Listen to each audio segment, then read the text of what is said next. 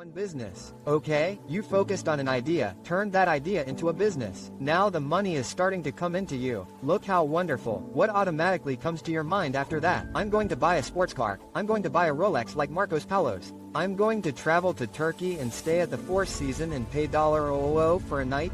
No, you're not going to do that. That's the second point and the most dangerous of all. Money likes to be described. Those who shout wealth usually don't have it. Looking rich is not the same as being rich. The desire to show off is that desire to spend money to show that you are someone, even if deep down you don't know it yet.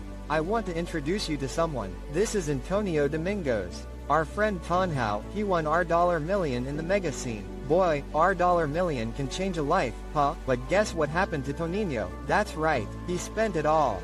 Unfortunately, I ended up living in hotels, spending money on Women.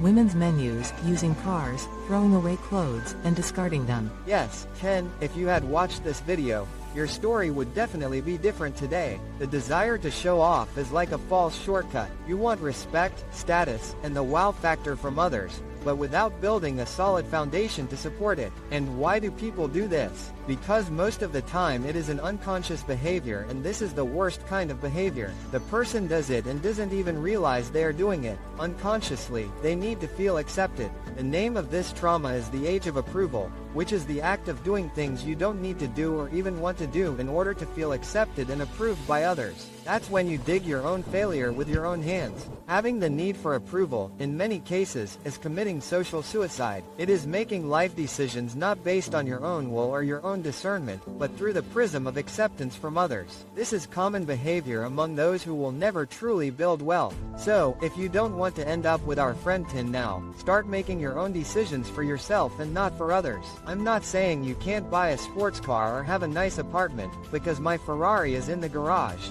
But what I want to tell you is that there is a right time for you to do these things.